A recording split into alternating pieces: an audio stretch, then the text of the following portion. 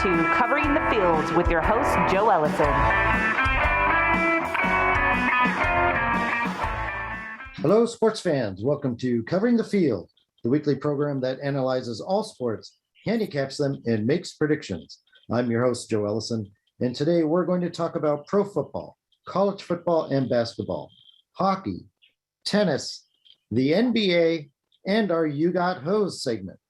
We'd like to remind you listeners to email us at coveringthefield@gmail.com. Please give us your feedback, tell us your You Got Hose stories, and visit our coveringthefield.com website daily to check out our many articles and our picks of the day and week. Find us on Twitter at Covering Field. Now, kicking things off this week, I'd like to introduce our football expert, Big Richard Martin. How are you doing today? Doing great, Joe. How are you doing? I'm doing fantastic. So, Big Rich, the regular season just ended in the National Football League. What happened in the final week? Let's start with the AFC. Yeah, exactly, Joe. We talked about the NFL, which means no freaking logic this year. I mean, how does Indianapolis go down to Jacksonville and can't get the job done and get into the playoffs? Unbelievable. They take a loss. I mean, I think he said, was it 6 or 7 straight losses? Seven straight times they've lost in Jacksonville. Unbelievable. I mean, I don't know if they just don't like the ocean or what's going on out there with the Colts, but they can't get it done. Everybody else has so much success there, and it's unbelievable. So Indy is out, and Tennessee they won, and they're going to get the home field advantage. Yes. Well, that Indianapolis loss opened the door for Pittsburgh in retiring quarterback Ben Roethlisberger, who won at Baltimore in overtime, 16-13. And as long as the Las Vegas and Los Angeles Charger game didn't end in a tie, then they were going to end up in the playoffs. And I'll be darned if that game almost didn't end up in a tie. Well, yeah, after 4 quarters, it was tied. Yeah, it went to the very last play of overtime. And of course, as it turns out, the Raiders and Chargers would have made the playoffs if they had tied. But Vegas decided to win on the last play. It's a good thing for Steeler fans who certainly would have screamed bloody murder had that game finished in that tie and the Steelers would have been eliminated. Right. And it's great for the Raiders to go out there and stick it to their rivals, Chargers, and say, you're done for the season. We're going to go to the playoffs. You can go and go home. Yeah, it was good of them to try. The Chargers used that timeout. And the Raiders thought about it and said, why not go for the win? And so they did. As you said, Tennessee is the number 1 seed. Buffalo clinched the AFC East by beating the hapless New York Jets. But as it turned out, New England lost, so Buffalo would have won the division anyway. In the NFC, what big happened last week? Well, San Francisco came out there and stuck it to the Rams. They had a 17-0 lead late in the second quarter, 3rd and 1, and Sean McVay decides to empty the backfield and go into the shotgun, which means, let's blitz the quarterback, and they do, and they ended up sacking Stafford, going down there, kicking a field goal, getting some momentum, got the ball back, went down there, scored another touchdown, and Shanahan must have had a great speech at halftime because they look like a total different team. Yeah, I'll say in the first half, where I was watching the game, the Max Casino in Carson City, one guy was asking for 49er quarterback Jimmy Garoppolo's head on a silver platter. He's just begging for rookie Trey Lance to come in. But that didn't happen. And the 49ers benefited late when Arizona lost at home to Seattle. The Rams had the division clinched when overtime started. So I think they let up the pressure a little bit. And San Francisco, needing the win to get in the playoffs, played desperately and did it. So congratulations to them. Right, and it gives them a playoff berth, and they had a great second half of the season for the 49ers. And they continue to show dominance over the Rams, 6 straight wins. Jimmy Garoppolo doesn't ever lose to the Rams, so, I mean, he would like to play him every week, and he'd probably be playing in the Super Bowl. He would if he could. So then came Black Monday, the day after the regular season ends, when coaches get fired. Who got the axe this year? Well, just recently, Joe Judge from the Giants, after 2 seasons, 10-23. Well, thank you for your services, but after 5 straight losses, we're going to look elsewhere. Yes, Brian Flores from the Dolphins, that was surprising. yes. He just beat the rivals Patriots on their last game, handily. He was 24-25 in his tenure there, but his last 42 games he was 24-18. So I mean, he looked like he had the Dolphins going in the right direction. Yes, as far as getting the axe in the no surprise category, Chicago's Matt Nagy and Minnesota's Mike Zimmer were let go after disappointing seasons. Denver's Vic Fangio got canned after 3 consecutive losing seasons. His tenure basically ending in a nutshell in that fourth quarter last Saturday when he decided to kick a field goal down 7 points with 4 minutes left on the Kansas City 13-yard line. I mean, you're the Broncos. You're not going anywhere. You might as well go for it. Kind of gutless. And it just that was He basically gave the ball back to Patrick Mahomes for 4 minutes, and I mean he's probably the best closer of a quarterback there is. If he doesn't beat you with his accurate throwing, he's going to beat you with his feet, and exactly what he did. And they kept moving the chains, and they couldn't get it done. Vic Fangio, he actually got fired on Sunday, so he had a black Sunday. He probably got fired right after that decision to kick the field goal. But after being 19-30, it's time for him to move on. Without a doubt. Yes, he could have always just not kicked the field goal, gone down there and scored a touchdown and got a 2-point conversion at the end of the game, still needing a touchdown. It was a sad way to end, and the fans were booing him. And, it's a good move. And as far as the fans in New York, of course, they were booing Joe Judge also. The clown show is officially over in New York, symbolic of his tenure. That Giants running a quarterback sneak for a little gain on a 3rd and 9 at home against Washington last Sunday. Horrible call. Just little things like that. And it all added up to time for him to go. But you're right about the surprise. Miami's Brian Flores, who goes 10-6 last year, had a 7-game winning streak this year in a 9-8 season. There had to be some kind of friction between Flores and management because, the guy seems to be a good coach. Right. Doesn't him and Joe Judge, they both come out of the Patriots Yes. organization. And so both those guys got the axe. Maybe they just decided to go elsewhere. So. Yeah, he definitely had the defense turned around second half of the season for Miami. And he'd be a good fit. He's going to be a good fit for somebody. Yes. One guy I hope gets hired permanently is Raiders interim coach Rich Bisaccia. Pretty rough season for the Raiders. John Gruden resigns over his insensitive emails. You got drunken wide receiver Henry Ruggs killed a woman while driving 160 miles an hour. Cornerback David Arnett went viral threatening to kill someone before he was cut. And through all that controversy, Bisaccia led the Raiders to the playoffs, and he would definitely be my vote for Coach of the Year. Well, very deserving for sure. Joe, as we look into the odds, you remember last week we said that you could have got Tennessee at 12-1 to win the Super Bowl. That is now 8-1. So with the home field advantage, Green Bay's the favorite, and Kansas City, they're both at 375, 325. The Bills and the Bucks are at 750. So if you lay $100, you can get 750 back if you take the Bills or the Bucks. And the one I think is a pretty sneaky pick, Cincinnati's at 15-1 odds right now. So you can probably get some good payback if they can make it.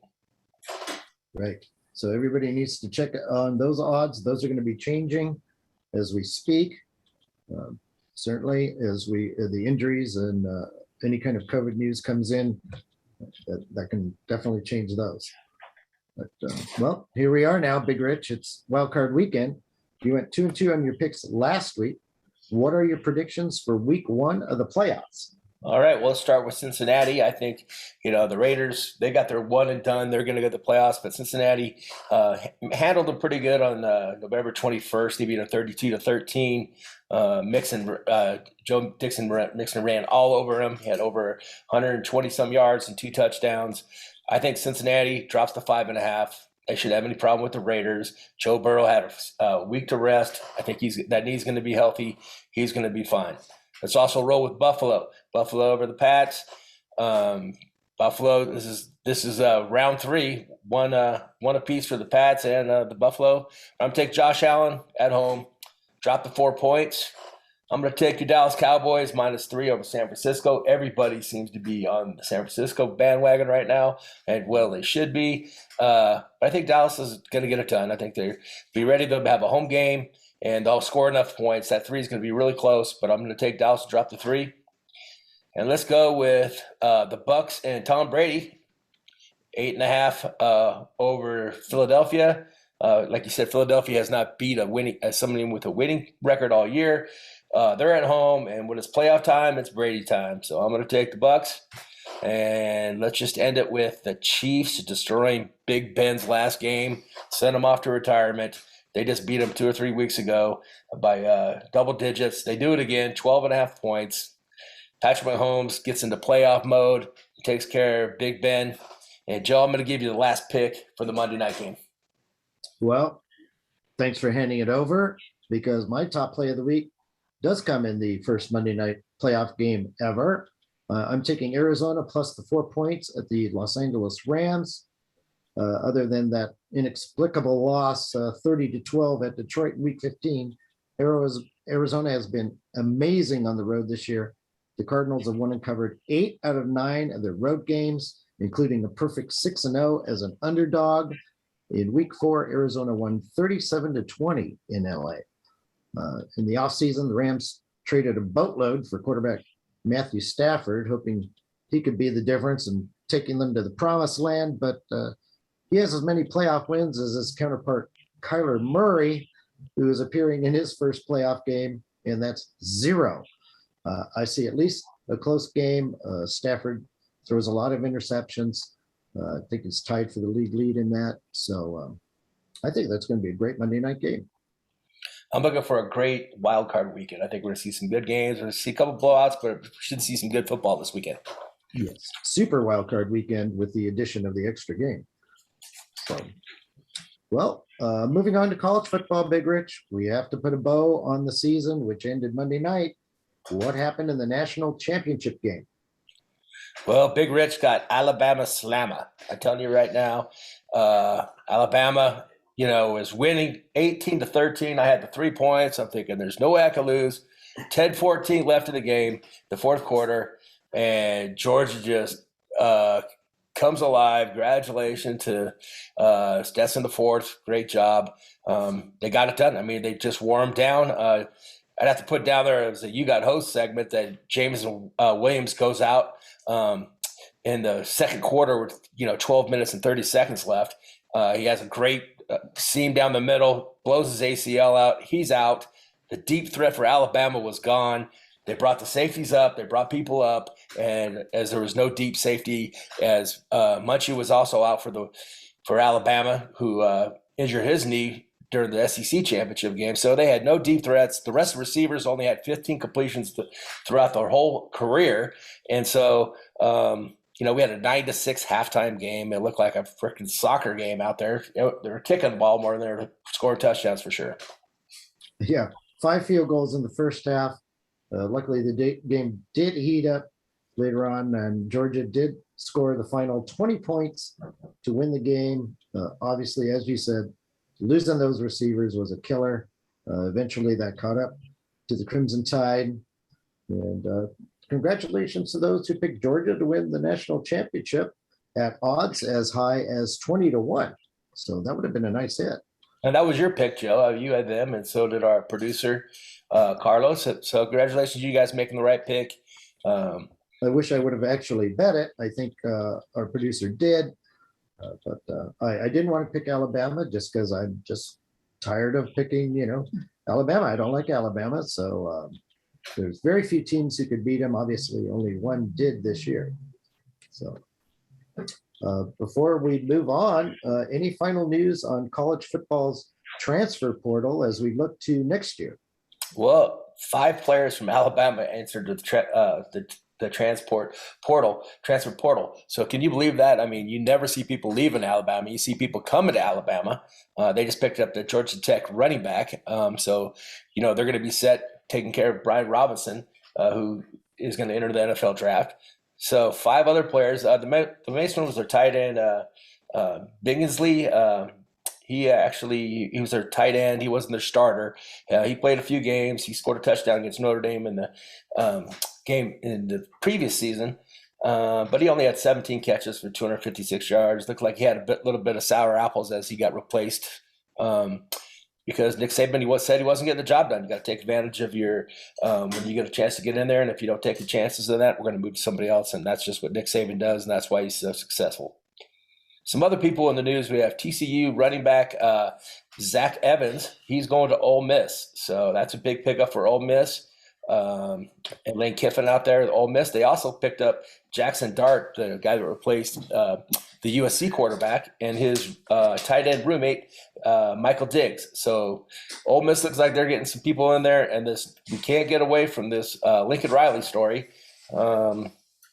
He said he could move as far as the 30 to 35 players off the current roster.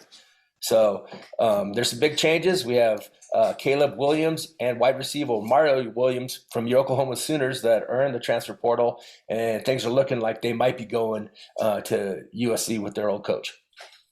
Well, I hope that doesn't happen. It's a sad situation for the Oklahoma Sooners, and I don't like USC. So that's the last team I wanted to see Lincoln Riley go to, but it happened, and the players are moving. It's unfortunate. Exactly. And then USC has their number 1 5-star recruit, their wide receiver, CJ Williams. So they might have all 3 Williamses playing for USC next year, and they would be definitely explosive if they had those players. Yes, and in a week, Pac-12, we could see USC move up very quickly. So. But it was a good season. Congratulations to the Georgia Bulldogs. Yes. Big Richard, thank you for your insight. Thanks, Joe. Next up, we're going to talk about some pro hoops with our NBA analyst, Marc the Shark Sabella. How are you feeling today, Marc? Doing great, Joe. How are you? Fantastic. Marc, your point spread predictions finished 8-2 the previous week. How did you do last week?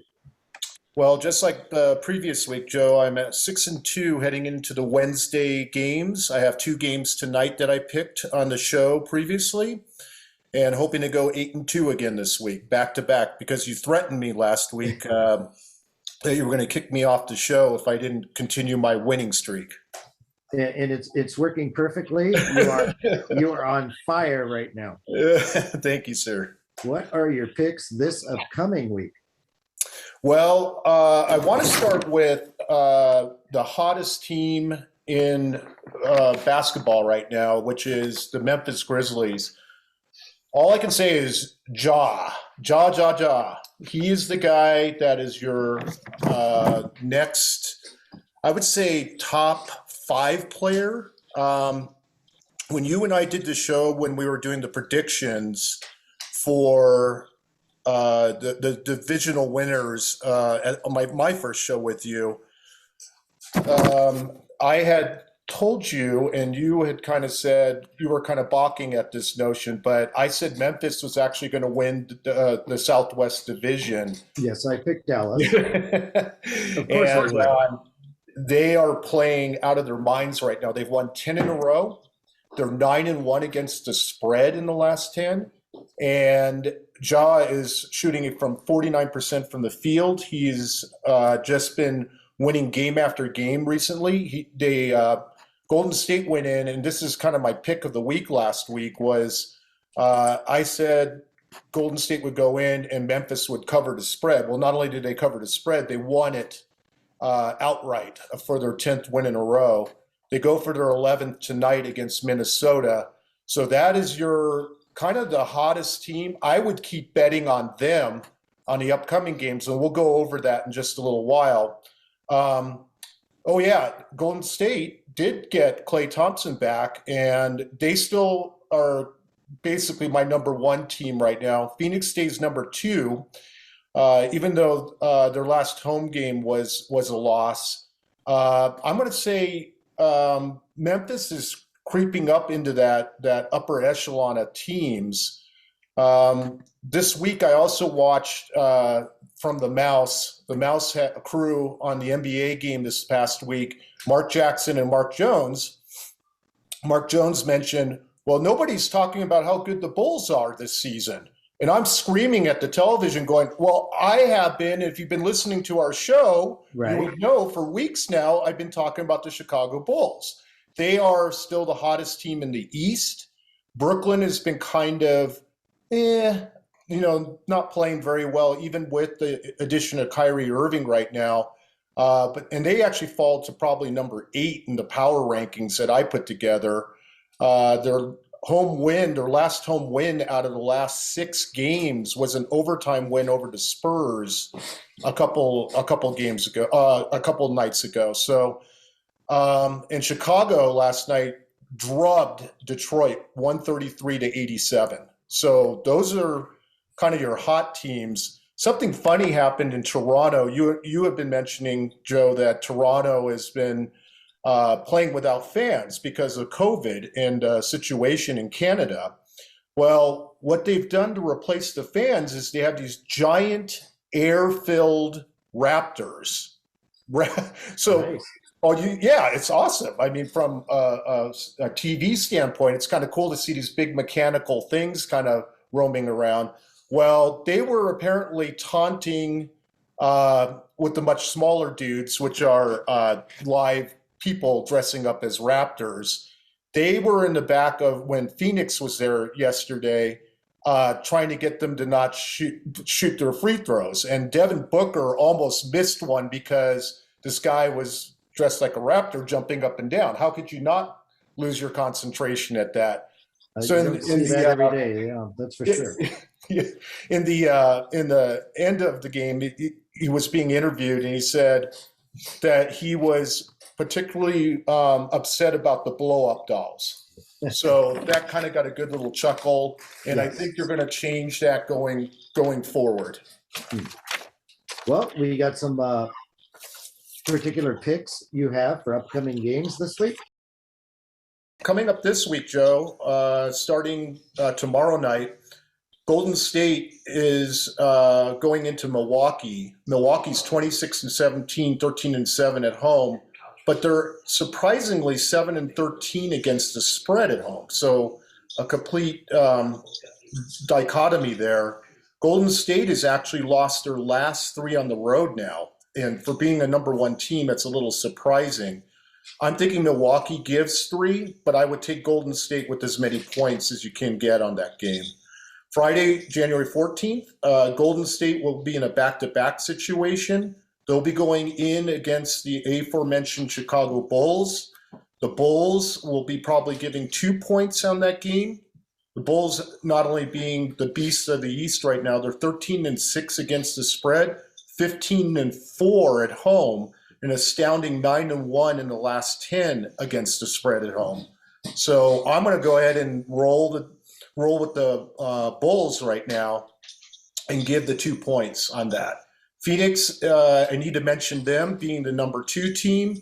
They're going in to Indiana, one of the teams that we really don't talk much about, and for good reason. They are 15-26 overall, but at home they're 12-10, better than 500. They are miserable 3-16 on the road. Phoenix will be going in where they have done the opposite of Golden State. They've won the last 3 games in a row. I'm guessing it's going to be a 4.5 point line. I would take Phoenix on the money line on that. Dallas is 22-18, 11-10 on the road, 12-9 on the road against the spread. However, they're going into the hot Memphis arena, and who I said was 9-1 against the spread. They're the hottest team on the planet right now, Joe. Take Memphis and give the 4.5 that I'm predicting on that. Saturday, January 15th, Philly is the Sixers are 15-8, which is astounding on the road, and they're 13-9-1 against the spread on the road. They're going into Miami. I'm guessing Miami will give 4, who is 25-15 overall. 12-4 at home, and they're technically better on the road, but they're 9-7 against the spread at home. I'm going to say take Philadelphia with as many points as you can get on that one. Utah on Sunday, the 16th, 14-6 on the road, 28-13 overall. They are a miserable 3-6-1 against the spread in the last 10, but they're going into a team that's playing even worse right now, the Denver Nuggets, who blew a large lead against the Clippers last night and on the road and lost the game. Denver's checking in at 20-19 right now, 9-7 at home. And they are, I'm guessing Utah will be 5-point favorites. I would take Utah and keep rolling with them as one of the hottest teams right now. Monday, January 17th, Brooklyn is going into Cleveland. Brooklyn has lost the last 7 games they have played against the spread. Kind of astounding for a pretty strong team in the East, number 2 behind Chicago. They're 25-14 overall, 14-4 on the road, but they're 15-24 against the spread in all their games. They're going to go into Cleveland, who is one of the surprise teams of the year, 23-18, 11-9 at home, and they are an astounding 13-6-1 against the spread at home. I'm going to say Brooklyn turns it around a little bit now with Kyrie back, and they're going to start to find their chemistry. I'm guessing Brooklyn will give 3, and I would take Brooklyn on that one. And then the game of the week, I can't wait for this one, Joe. And there's it's going to be competing with our new Monday Night Football on the football game. But Chicago 12-7 on the road, 9-1 in their last 10 against the spread, 7-1 against the spread on the road in their last 8, plays at Memphis. And that's really a pick'em game. I'm thinking Memphis will probably give 1, but you can't go against Memphis right now. I would take them and give the points. All right. Well, hopefully your picks continue to be on fire. Or you will kick me off the show, right? Well, I'll think about it. We'll see how it goes. Thanks, Joe. Yeah, I might let you slide. Marc, we received a question from Ted Tanasi in Seattle, Washington, wondering if and when there will be an NBA team in the Emerald City again. What are your thoughts on that? Well, I did a little research in preparation for the answer, and this is coming from the Seattle Met online article, and they had an article called "Are the Sonics Really Coming Back This Time?" So this has been kind of an ongoing thing, Joe, as you know, over the years with Seattle. They are the Emerald City, and when they lost the Supersonics to Oklahoma City, that really hurt not only basketball. I think it hurt the city and the people that were really longing for, to continue with supersonic basketball there. So the Climate Pledge Arena is the arena that was built on top or replaced the Key Arena there. Key Arena is no longer there. The Climate Pledge Arena is home for the Seattle Kraken in the NHL right now. And CEO and Seattle Kraken Todd Lewicki is actually quite close friends with Adam Silver. And Adam Silver has been watching the Kraken games. During the games, they have Gary Payton, Sean Kemp, George Call, the past that are actually on the screen trying to fire up the game, the fans at the NHL game. And Silver has said he has been noticing that. He has been watching that. He himself is like the tribute to Lenny Wilkens that was there. And he told the Big Mouse that he's contemplating expansion in the future, and Seattle would be at the top of his list. And some experts have actually said there will be 100% chance if expansion happens. So, Joe, do you know when the last time the NBA expanded with a team? Now you tell me. Let's see. Was it Vancouver? I'm not a big NBA guy. I should have been ready for this. It was Vancouver and whoever it was at the same time. There were two teams that came at the same time, right? The Vancouver Grizzlies, well, which ended up close. moving to Memphis, and Yeah, no, you're close. It was actually 2 decades ago, 2004. It was the Charlotte Bobcats that came into the league, and now they are the Hornets. But that kind of shows you how rarely the NBA has been actually expanding. Before that, of course, there was a number of teams that came in, but Seattle's really hoping that under Adam Silver now, he may be expanding in the next 5 years to a couple more teams. Seattle would be pretty much a shoo-in for getting their franchise back. And as we know, it'll probably be called the Supersonics in some sort of way. Jenny Darkin, who's the outgoing mayor, has had talks with Silver, and they have been very positive. Bruce Harrell, who's the current mayor of the city, has been saying the same thing, that the talks are continuing, and it looks like at some point in the near future, they would be getting some sort of team. If it's not a team moving there, like maybe OKC back to Seattle, it would be through expansion. Yeah, I haven't really heard any teams in trouble that would be moving to Seattle, like a Sacramento or, like you said, Oklahoma City or something like that. So I'm thinking expansion also. But with 30 teams now, you would likely have to add 2 to even things out at 32. So naturally, I go to Las Vegas, who has an NFL team, NHL team. The Oakland A's are going to move there soon, it seems. They're going to need a basketball team. They already do the summer league already there. So I'm thinking Vegas and Seattle will both have a team. I think that's a great prediction, Joe. Let's make that happen, huh? Well, yes, and for our people in Seattle, hopefully that does happen. Thanks, Ted, for your question. Keep sending them in to the show, and we'll get you some quality professional answers back. Well, Marc, that was great information, and thank you for being on the show. Thank you, Joe. Appreciate it.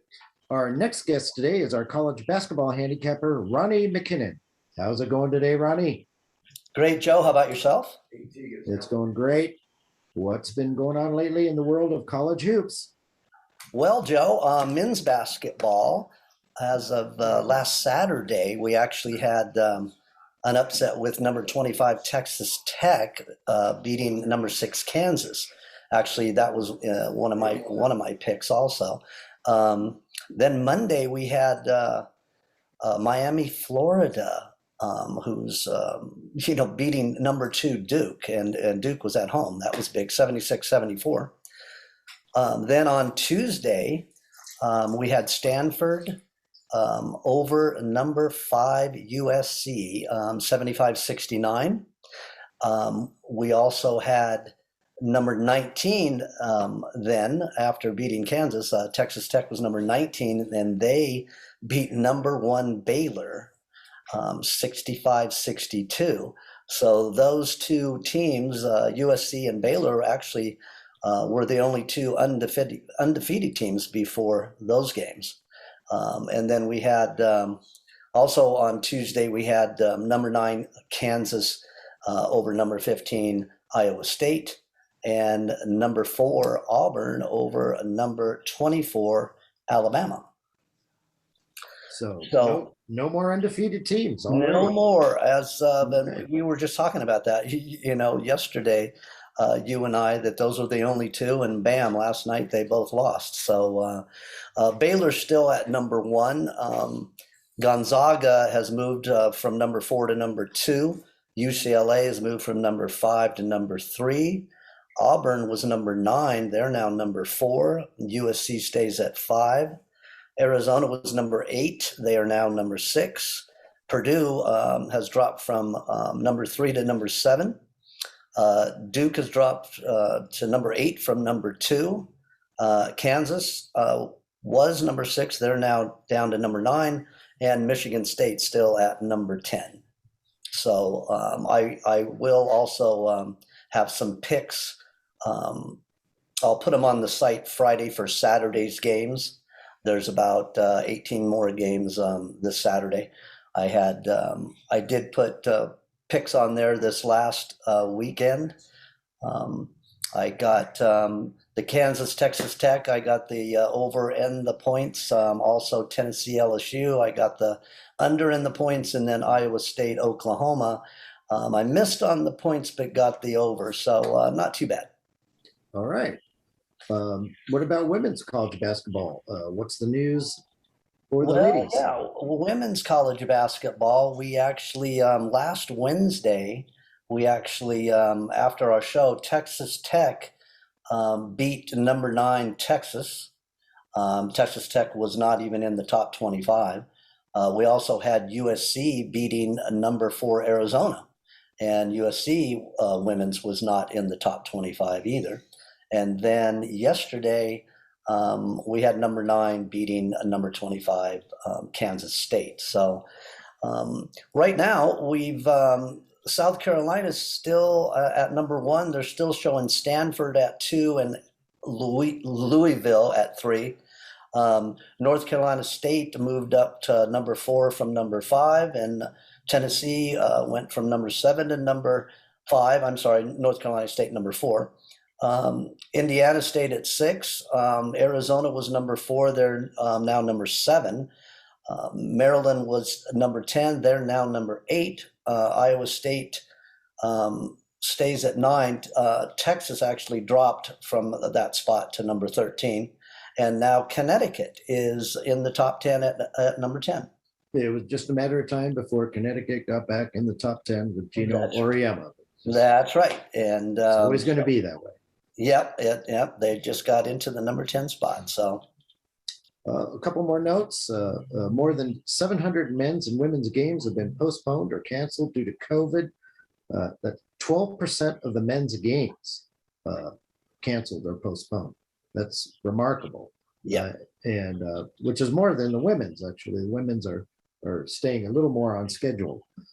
That's right. Yeah. And the men's have had quite a few. Actually, UCLA, where I'm from down in Southern California, has had quite a few. They just finally got to play the other day and won and moved from number 5 to number 3. So yes, and the University of Nevada up here in Northern Nevada, they lead the Mountain West in postponements and cancellations at this point. So yeah, it's it's still going on. Yeah. Mm-hmm. And as you mentioned, your picks on the website last week went an amazing 5-1. Keep it up. And yes, as you mentioned, you will be putting your picks on the website as we go and get point spreads. That's right. I'll put them on Friday afternoon. Okay. So, Ronnie, you're the biggest baseball fan I know. Pitchers and catchers are expected to report to training camps next month, but a lockout is looming. Is an agreement between the owners and players anywhere in sight? Well, they just announced yesterday that the players and the MLB and will have a Zoom meeting tomorrow, Thursday. And it'll just, a bargaining session, and we'll see what happens. At least there's something, It's a step in the right direction. Correct. Exactly. That's good. So what other baseball news has there been this week? Well, there people interested in international signings. International Signing Day is actually going to be this Saturday. And out of the top 50 international prospects, 25 are from the Dominican Republic. Not really that unusual, though. So that'll be interesting to keep an eye on. And then, of course, the other 25 of the top 50 are from several different other countries. So Venezuela, Cuba, Colombia, Panama, and the Bahamas, actually, and Mexico. So that'll be happening this Saturday. And the other news is Rachel Balkovec, now a manager of a minor league team in Major League Baseball affiliated team. She will be managing the Class A Tampa tarpons. And, she's been around for a while. She's a 34-year-old from Nebraska. She went to Creighton and also a former University of New Mexico softball player. And so this will be the first woman to work in a full-time manager position with a major league affiliate. We have other women that are doing various jobs. Rachel actually, since 2012, has been a strength and conditioning coach. She was with St. Louis, Houston, and so she, it's pretty exciting, and I think that we need to bring up the women and what they're doing. Of course, we talk about them in college hoops and now in Major League Baseball. So congratulations to Rachel. So I also wish her luck. Ronnie, thank you for your info. Joe, thanks for having me. Our final guest today is our huge hockey fan, Gator Gates. How goes it today, Gator? Oh, I'm great, Joe. Thank you. So what's been happening lately in the National Hockey League? Well, Marc-Andre Fleury, Saturday, Marc-Andre Fleury and the Chicago Blackhawks came into Vegas to play the Golden Knights. I sure wish I was there, Joe. Fans pounded on the glass and held up signs and cheered for the goalie that was the face of the franchise for 4 years. Now, the sold-out crowd erupted into a crazy frenzy when one of the 1-minute video was played before the beginning of the game. Fleury said that he was glad that they did it before the game rather than during. He said that it would have been hard to get through that game otherwise. And then he also said, and I quote, "Obvious it's just a few images and videos. A lot of memories come through though seeing that. I was really fortunate to have a great time here in Vegas." And Fleury did have 31 saves and gave up 1 goal in a Blackhawks 2-1 victory. But Joe, I am so happy that the franchise did what they did, especially after the way they let him go. Yes, they let him go very unceremoniously, very disrespectful. I think the organization realized it, and the fans were rooting for Fleury. It was a wonderful situation there. Yeah, and that actually happened to be my only loss of the week, though, but I was happy to give that one up just for Andre. That's awesome. Yes, it was. So what else happened? Well, we also had Evander Kane.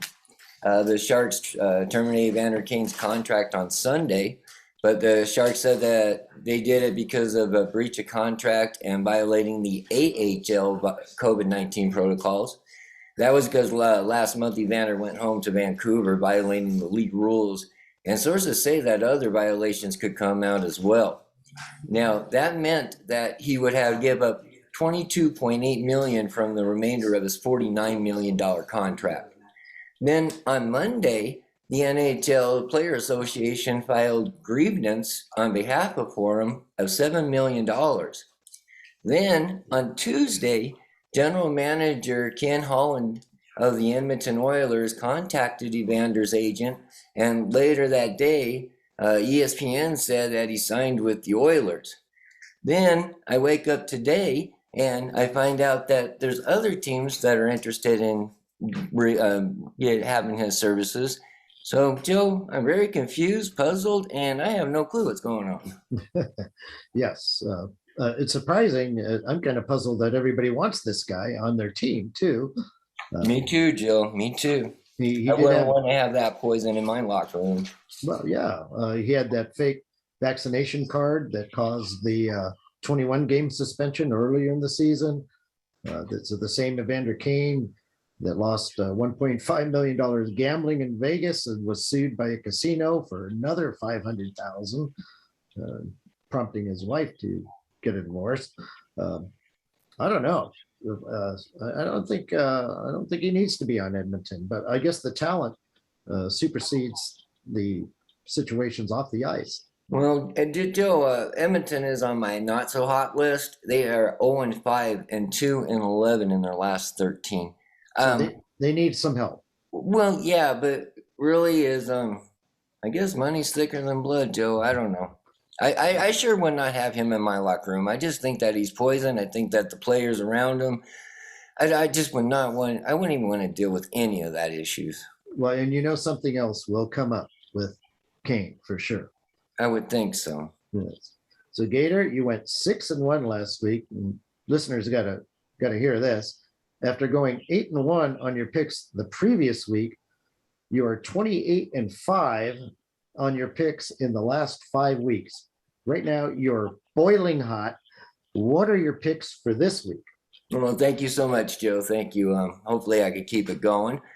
Well, Thursday I have 4 games, and I have Boston over Philadelphia, Tampa Bay over Vancouver, St. Louis over Seattle, and Chicago over Montreal. Now, Friday, I have Colorado over Arizona. And then Saturday, Colorado has to go down to Arizona. So I'm going to take Colorado on both days. I also have Carolina as well on Saturday over Vancouver. Now, Monday, Detroit is going to be playing at Buffalo. I believe Detroit should win that game. And I think Tuesday, I have 2 games. That's going to be Philadelphia over our Islanders and Nashville over Vancouver. So hopefully I can keep that streak going, Joe. I'm counting on it. I have faith in you that you're going to keep it going. So Gator, the Australian Open tennis tournament, the first of 4 majors is set to begin Monday in Melbourne. Is world number 1 Novak Djokovic actually going to be allowed to play? Well, that's another good question. That's confusing as well. Supposedly he wasn't going to be there. Then they went to court. Court said that he can play. And then now he's got some type of deportation that could happen. So I really don't know, Joe. It's kind of like the Evander thing. What's going on? It's changing every second. Right.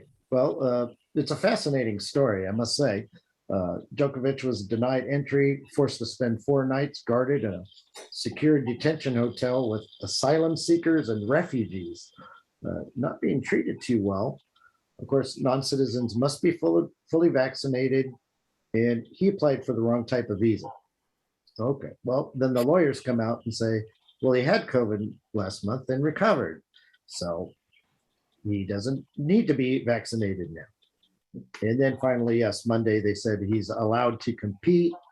But as you said, Gator, the government is still threatening to cancel his visa and deport him. He could be barred for as much as 3 years. Gee, that's stiff. Yeah, it's they're pretty harsh down in Australia. The prime minister himself sending, threatening to send him on the next plane home. And it's just crazy down there. I always thought I wanted to visit Australia, but I'm not so sure I do now. Well, yeah, I think I want to change my host story. I think that he got host. Yeah, yeah. I think Novak is getting hosed a little bit because he's not being really allowed to train properly, and they're doing everything they can to keep him from playing well. It seems, and the Serbian president says, in fact, when you can't defeat someone on the court, then you do such things. I would have to agree with that. It sounds like they're afraid. Yeah, it sounds like a super political situation. Sure does. Yeah, and you know how politics are, and when they get involved in sports, which is almost impossible to separate, it's not a good thing. So, as far as predictions, do you have any predictions as to who you think might win the tournaments, men's and women's? Well, I like watching Coco golf. So in my heart, I'm going to be rooting for her. I'm not exactly sure if she's going to win it or not. Especially, I do watch tennis off and on, but I really haven't been watching it since COVID. On the men's side, I just want Djokovic to play, and I'm going to be rooting for him to win every set, every match, every play, and just to shut everybody up. I would love to see that. So I really don't know, Joe. I'll be rooting for him. He's got 20 majors. Rafael Nadal has 20 majors. I wouldn't mind seeing him win. It'll be interesting to see how the fans treat Novak. It's hard to win when the fans are against you. Right, they're going to be booing all the way, Joe. That's why I just hope he can block it out. I mean, that's a lot. It's a lot to ask. It's probably too much to ask. I don't really expect him to do it. It'd be nice to see Nadal win it. So I'll root for him. I can't say I expect him to win it, On the women's side, I like defending champion Naomi Osaka, although she did have to withdraw from her tune-up in the semis. It was a tournament somewhere else in Australia, I forgot where, but she has an abdominal injury.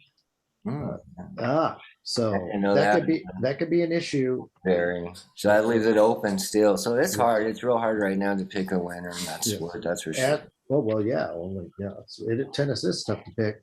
Ash Barty is number one in the world and certainly the favorite. She probably will win it. If I was betting on it, Joe, I guess I would be just doing matchups. I think that's the way to go. Yes. Parlay some minuses and hope that all the favorites win, I guess, on your ticket. Yeah, you would think that the first couple of rounds would be a lot easier. I think it would be getting harder around the third, fourth rounds, but you would think that you guys could get some money. It's hard to say. And we'll find out. And final subject, how did golf's Tournament of Champions? We previewed that last week. How did that end up? Okay, well, the Century Tournament of Champions was won by Cameron Smith with a score of a minus 34 under par to set a PGA Tour record. Now, Jon Rahm, I agree with you, Joe. But Jon Rahm was with him every step of the way. They started the last round tied for the lead, and Rahm made 32 birdies for the week, tying a PGA record for a par 72-hole event. Now, in 2001, both Paul Gao at the British Columbia Open and Marc Calcavecchia at the Phoenix Open. Now, Cameron Smith did win by one stroke and said that this was an unreal round and something I'll never forget. John is still ranked number one in the world, but with Cameron is now at 10th spot with that win. Now, Joe, Kapalua is usually very windy, and the pros still shoot 20 to 25 under par. So with no wind, it doesn't surprise me that the scores were up a little bit. But Joe, they had 3 golfers at minus 30 under par or better. That's amazing. Yes. Well, they are champions. So if somebody's going to do it, those are the guys to do it. Right. And fun to watch. Very fun to watch. Yes. Well, Gator, thank you for the information. Oh, I appreciate it, Joe. Thank you so much. Can't wait till next week. Sponsored by MXE Media, ladies and gentlemen, it's that time for the moments we've all been waiting for, the stories that make us furious about bets that appeared surely to be winners, but in the end, something went horribly wrong, and they ended up being losers. It's the segment we affectionately call You Got Hosed. You got hosed. So, Big Rich, do you have a You Got Hosed story for this week? I do, Joe. Last night, Auburn and Alabama were playing in their SEC divisional game. High scoring. Usually these guys are up and down the court. They like to shoot the three. As you saw last year, they had multiple games up in the, over 100 points apiece. So I looked at the second half was 84. So I said, I think it's going to go over. I'm going to bet 84 second half. It was 83 points, 41 to 43. In the second half, Alabama was down by 5. They get the ball with 30 seconds left. All they got to do is make a basket. They shoot a 3, miss it. Auburn gets the rebound, and they dribble 20 seconds off the clock before they finally foul. Auburn goes to the free throw line. All I need is 1 to tie, 2 to win. What happens? Doink, doink. Misses them both. I missed the over by a point, so there was nothing free for Big Rich on those free throws. Yeah, that's terrible. When it comes down to free throws, we can make free throws. Come on now. When you need it, it's hard to get them sometimes. Exactly. So, Gator, do you have a You Got Hosed story this week? Yeah, my host story, Thursday, the Associated Press said that the Olympic hopeful Dani Lobb, a member of the women's U.S. national ski team, had her custom skis, helmet, jackets, and other gear were stolen in Atlanta. Now, 2 men have been arrested. Police haven't said anything about recovering the stolen items, though. And Dani and her supporters have been pleading for the return of the equipment, saying that the $1,600 pair of skis give her the best possible chance to qualify for the Olympics. Now, she is grateful for the people in Atlanta and elsewhere who have tried to spread the word after she posted the crime on Instagram. Now, the qualifying event is actually today, Joe, and I'm not exactly sure if she did get her items back or not, but I think either way, I think she got hosed. No, without a doubt. Besides the equipment, just the stress of the situation, and she's trying to get into the Olympics. Yeah, she's getting hosed. Sure. Joe, did you get hosed this week, or you got a host story? Yeah, I got hosed big time in the New England-Miami game last Sunday. I took New England -4.5 at halftime as the Patriots were down 17-7, trying to take a shot at winning the AFC East. That is looking great. Late in the game, the Pats cut the lead to 27-24, so I'm up 17-10 at halftime in the second half. But there's still 2 seconds left, and New England has the ball on their own 2-yard line. Of course, the Patriots don't give up, so they tried to do the dreaded lateral play and go 98 yards on the last play of the game. Naturally, they lateral the ball into their own end zone. The ball comes loose. Miami scoops up the garbage and scores a touchdown. Second half final, 17-16, and I lose my bet. I got completely hosed. Oh, that's terrible. That's a terrible story. You got more than hosed, Joe. That's horrible. You got hosed. So that's all for this week's show.